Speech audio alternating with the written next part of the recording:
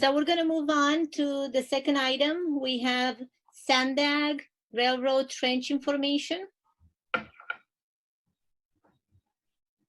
Yes, good evening, Chair Gokin, Vice Chair Johnson, and Commission members. My name is Hossein Ajide. I'm an engineering manager, and I'm here this afternoon with Ms. Linda Culp. She's a principal planner with SANDAG, and we are here to present on railroad trenching, basically Carlsbad Village Railroad Trench Alternative Analysis. With that, I turn it over to Ms. Culp, who's making this afternoon's presentation.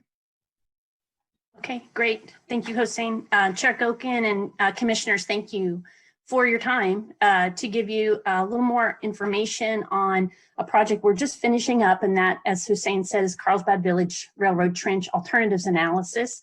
It's a preliminary look, so probably will generate more questions than answers today. You know, with that, Hossein, next slide, please. Just to give you an idea of the overall corridor improvement program that SANDAG and with its partners, NCTD, the local jurisdictions, has embarked upon over the last decade or so. You know, there is set and planned to be additional train service in the corridor over the next 10, 15, 20 years. That could include additional coaster service, additional Amtrak service, and a few additional freight trains.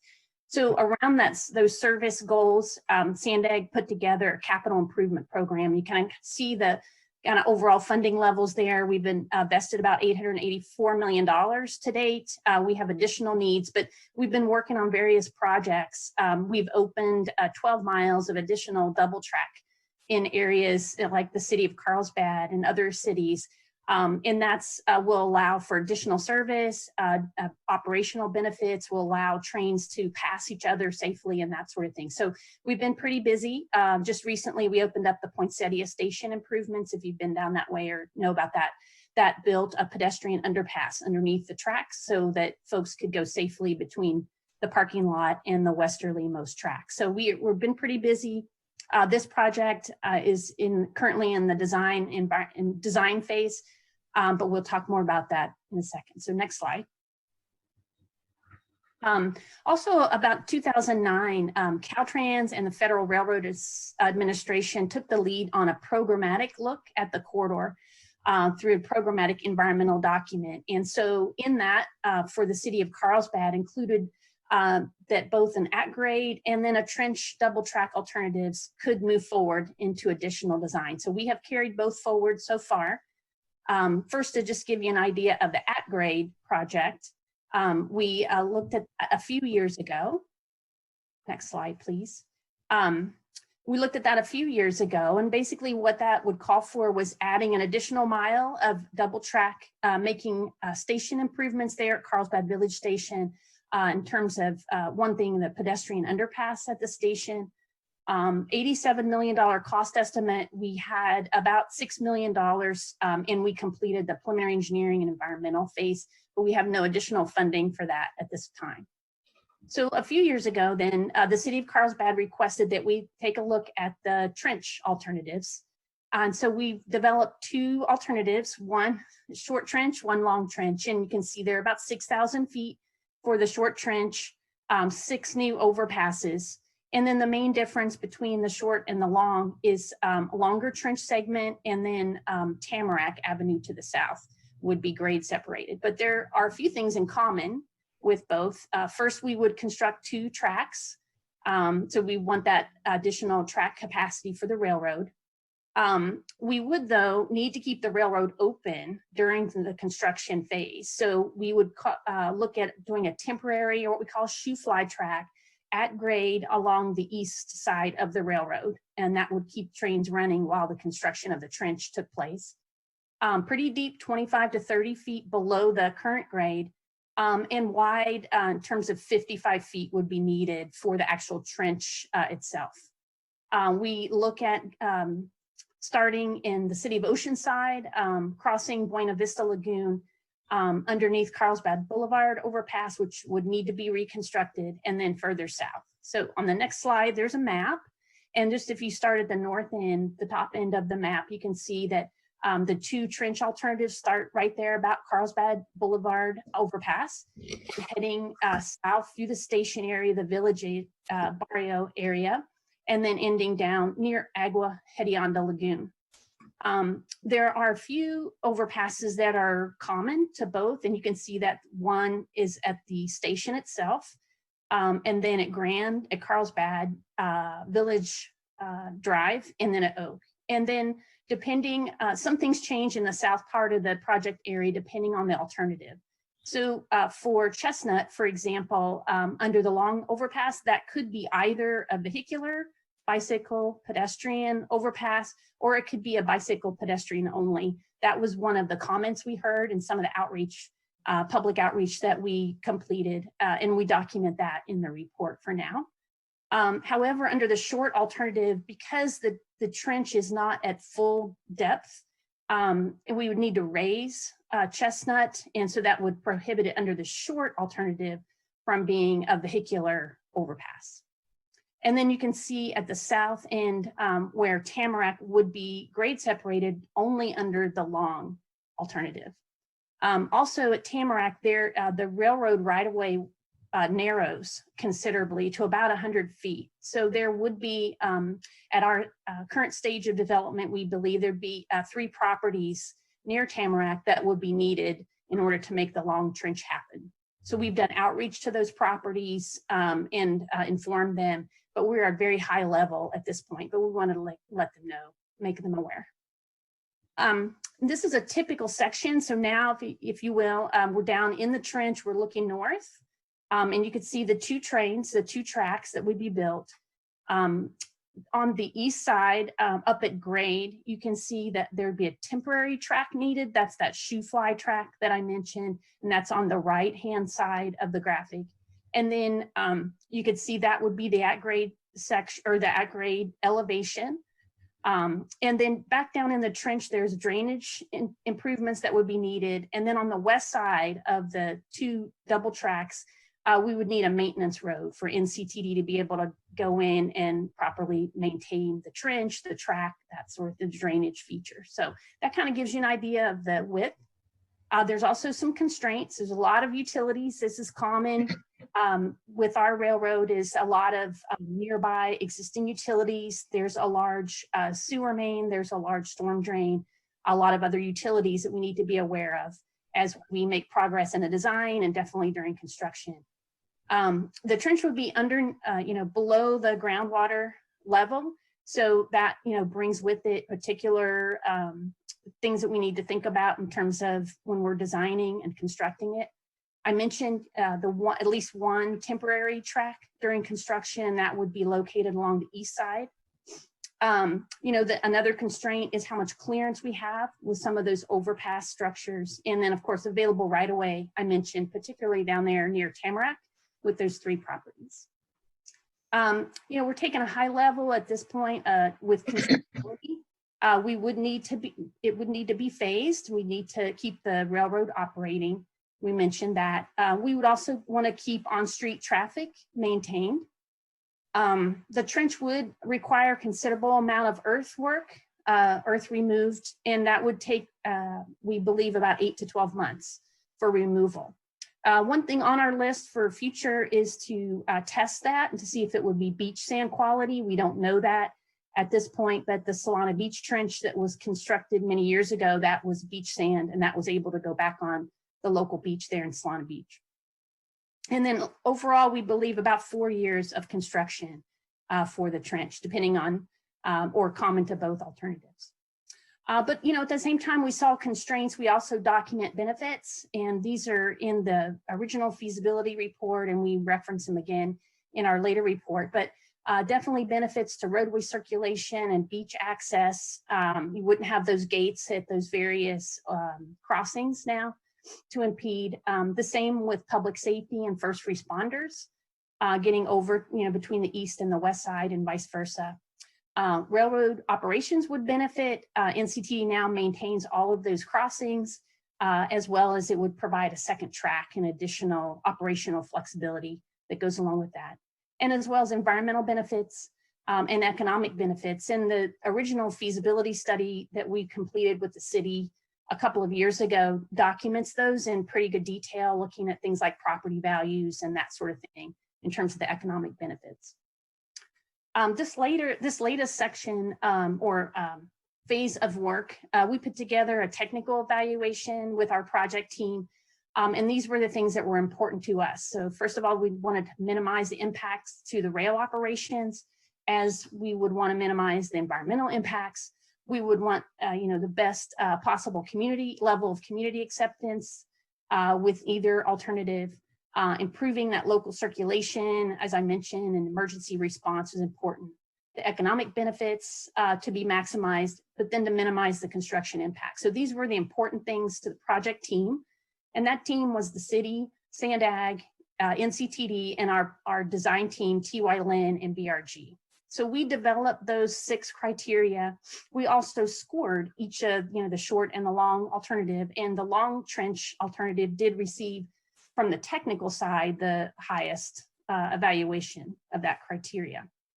And then one variation to the short trench that we document for now would be possible improvements to the at-grade crossing at Tamarack. This is definitely something we heard in the public outreach process, that we could install additional gates and safety devices there to allow for a quiet zone. And what that allows for is that, the train operator would still have the prerogative if something's on the tracks or near the tracks to blow the horns, but they would no longer be required to if there's a normal situation. So it's a quiet zone. And so we document that in the report for now. We had a very well attended public outreach event in November, very rainy night, but we had over 100 people attend. And so we got a lot of good feedback, and you see some photos there of taking notes and working in small groups. We made a few presentations to various community groups along the way, and there was an online survey the city posted on their website, and they had over 500 people respond to that survey. So good public feedback. Overall, for all of those, I'd see that most of the support was expressed for the long trench alternative. However, especially at the workshop, folks really wanted to know where that funding was going to be coming from. It would be coming from the city or other sources and stuff. So I'll give you that caveat. And in terms of the cost estimates, we did update these just recently, and based on the railroad standard, you can see the short trench between 245, 265 million. This does have a 30% contingency, so this is the project cost. And then you can see the long trench and how those relate to one another. And then the bottom table, if we would allow deviation or a change from that railroad standard, and we would allow 24 feet basically from the top of rail down in the trench to the overpass, then we would see some cost savings to that. So we document that as well. And just lastly, there's a few photos here that the city put together, some renderings of what this could potentially look like. And so this first one is just what Carlsbad Village Drive looks like today with the single track railroad. And then you can see up on the top hand of the photo is the train station. And then here's a simulation of what the trench could look like. And so it'd be open trench, and you can see the other pedestrian and biking improvements as well. And then next slide shows you the possibility of adding a park option on that north end of Carlsbad Village and what that might look like. The park is not part of the project, not part of those cost estimates I showed you, but something the city was interested in. And then the next slide, we're back on the existing condition. This is looking at Chestnut right now and how that currently does not go over the railroad. You can see the coastal rail trail in the foreground. And so the next is a simulation of that. And this is looking at that short trench option where we have a bicycle and pedestrian overpass and what that might look like and the connectivity that the project would have under that condition. So those were real helpful. They were also helpful when we went out to the community to talk about the project. In addition to your commission meeting today, we have 2 more presentations currently scheduled. One is May 12th through the City Council, and then in July, we'll be going to the NCTD Board of Directors as well. Important thing here is no additional funding has been identified by any of the partners for future phases to complete the environmental, the design, and then the eventual construction. SANDAG will be taking a corridor-wide look at the rail corridor coming up, and we'll include this project in that study. It's a pretty high-level study, though, and so we wouldn't be able to complete environmental, for example, through that study, but it'll remain on the map as an active project. So with that, I will stop. I appreciate the time, and I'm happy to answer any questions or comments you have. I have a few folks from the technical team with me today from SANDAG or TY Lin, and so I might call on them if I need some assistance. Thank you, Mrs. Culp. So I'm going to go over for each commissioner. If you have any questions, I'm just going to call your name. We're going to start with Commissioner Hunter. No questions. Okay. Commissioner Perez. Yes, just one question in regards to minimizing the rail operations. I mean, can we get a little bit more of it, or can I get a little bit more information on how would that construction phase go through? Because it seems like once this starts from a 1 to a 2, it looks like there's going to be would there be any possible pauses within the coaster or Amtrak or anything like that? In terms of the operations? Yeah. Yeah, we would definitely, with any of our projects, and we do that, we spend a lot of time on the ones that we are in construction or have constructed and keeping the railroad operating. So that temporary track would is in the sense take the railroad away from the trench area and allow it to continue operating. There'd be changes at the station though, in terms of parking, some temporary losses of parking and that kind of thing. But the idea would be to continue uninterrupted throughout the 4 years of construction. Okay. Thank you. Okay. Commissioner Pensier.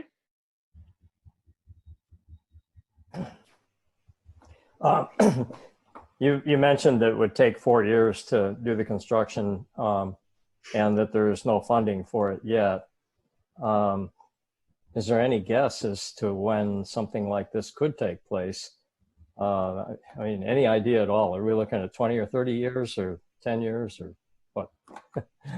Yeah, it's difficult without the funding, but one thing that we have done, and I think we would use here, is that we have been pretty successful at getting projects, what we call shovel ready, so that, we find funding for environmental, then we find funding for design, then, we're in a position to compete. So that would be kind of, we would keep our eye out for funds that, might be out there for the environmental phase, for the design phase. And so that kind of sets us up and gets us ready for construction.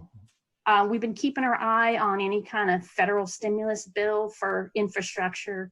But that, again, the idea there is you have shovel ready projects, you're ready to, put construction jobs out there and that sort of thing. So we don't think this one would compete, but there are from time to time additional federal funds or state funds that could be used for the environmental or a next phase of design, for example. So we'll keep an eye out. Like I said, the project will be an active project on our list.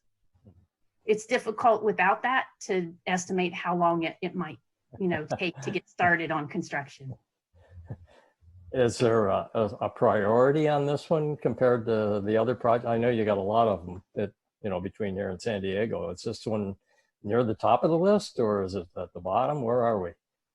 Well, just like any other kind of modal program we have, we would, our priority is always funding those projects, maybe need additional funding that are in construction, then those that are shovel ready, and then those are the more in the kind of the preliminary engineering planning phase. So we do have a list, as you noted.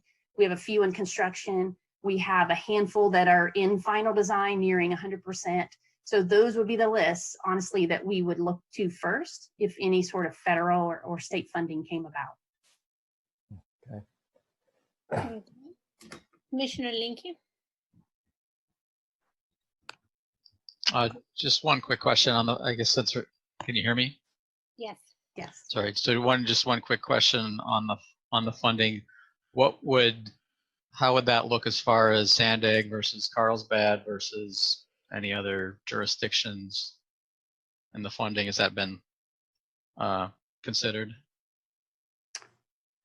just in terms of the SANDAG side, and then maybe I'll let the city answer for the city, but, you know, we have spent several $100 million of our local Transnet, transportation sales tax program, on the corridor to date. That $884 million, about a third of that is our local Transnet sales tax.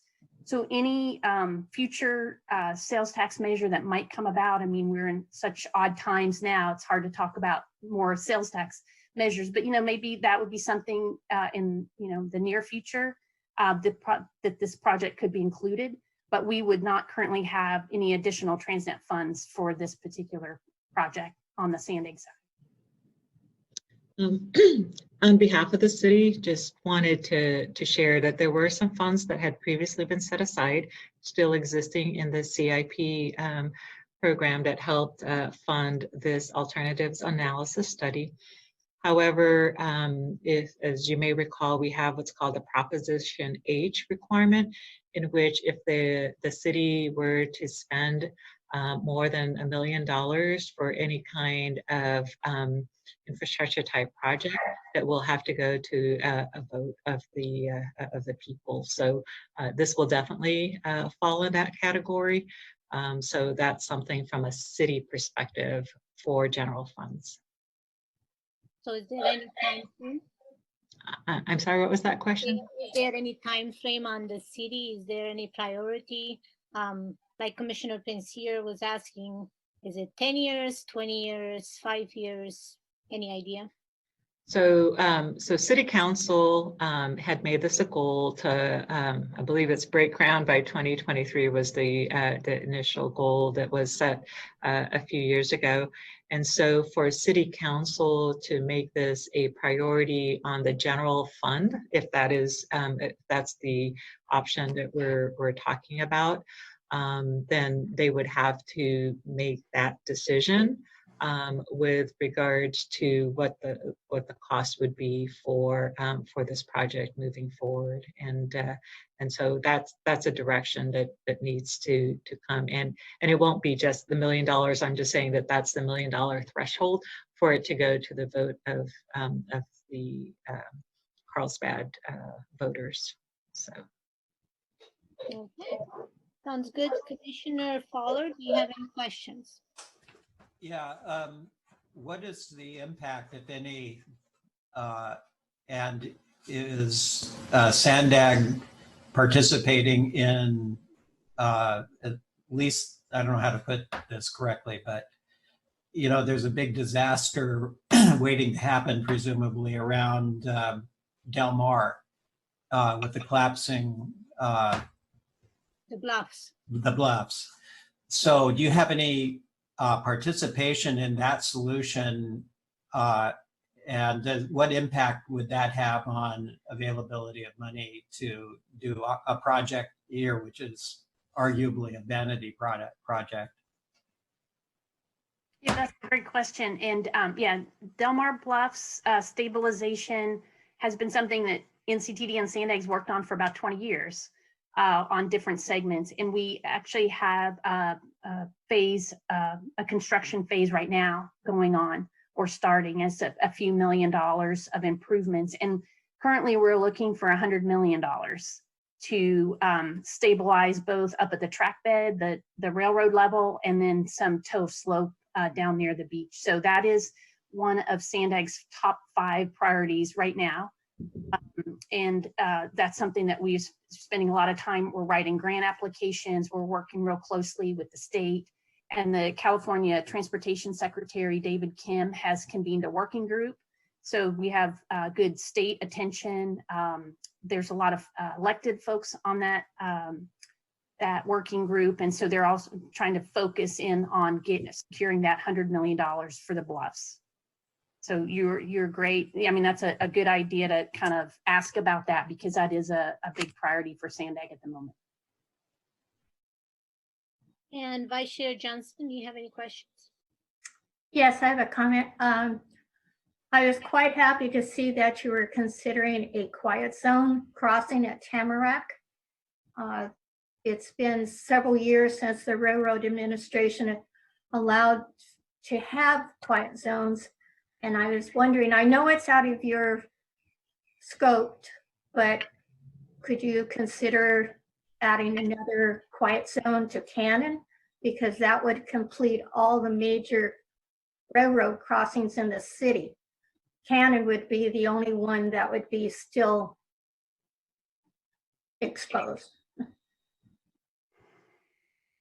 Yeah, I mean, I think we could take a look at that. We'll put that on our list, and I can talk to the TY Lin team about and NCTD about that. I know that corridor is qualified for a quiet zone. Okay, great. No, that's I'll put that on the list. Thanks Thank to research. Yeah. Okay. And my only question, the commissioners covered most of my questions, but my only question, how is the Carlsbad station going to be? It's still going to be on top, but then how do the passengers get to it? When it's under the trench idea. Okay. Yeah, so there'd be platforms down in the actual trench area. In that way, it'd be similar to like a Solana Beach station, for example. There'd be a pedestrian overpass as part of the at around beach. So it would operate similar. The station would be up on the existing grade. And will there be like an elevator for disabled? I don't know. I might ask TY Lin to remind me about the elevator, but definitely ramps, stairs, that sort of thing. But definitely there'd be a way to get down there for everyone. Okay. Yeah, Linda, we had definitely included elevators down to the Okay. platforms. Okay, thanks, Phil. Probably stairs as well. Perfect. Okay, thank you so much. Actually, Chair, I have a follow-up question. Okay. Just a quick question in regards to this project. When will or are we working with the California Coastal Commission? Are they going to be a part of this? Will they have a say? Yes, they will. So it is in the coastal zone. We have talked to them in the past at a high level, but definitely we would build that sort of interaction and into any future phases that we have of the project. Thank you. Yeah, that's a great comment.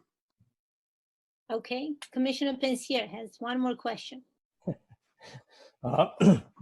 You said there was a survey of the public. I remember when that was placed on the city website.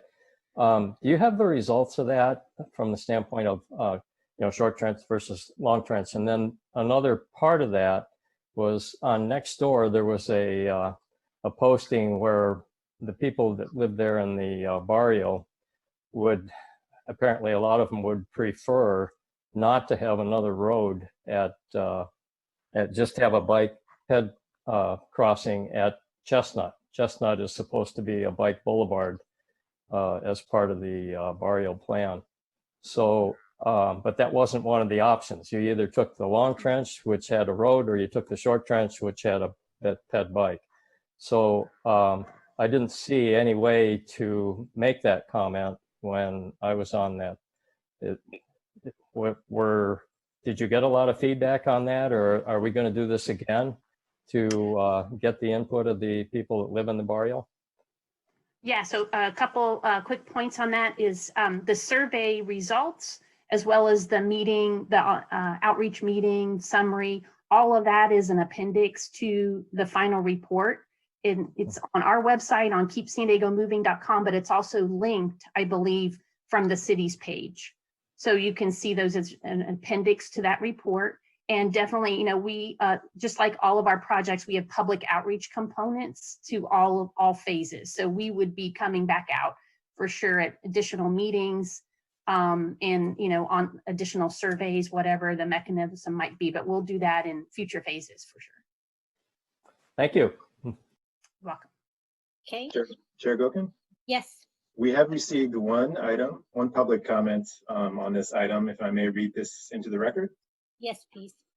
Okay, so this is from Rosita Sisson, and her question is, has the city of Carlsbad made a financial commitment to contribute to the trenching project in any of its phases, including the current phase? Yes, the earlier feasibility study SANDAG provided funding for that. However, the city provided the funding for the economic analysis. And then the city has funded the current alternatives analysis phase 100%. So yes. Okay. Anything else on this item before we move on? No, I don't see anybody making any comments or faces or waving. So thank you, Ms. Culp. It was Thank you, everyone. presentation. Thank you, Linda. Thank you.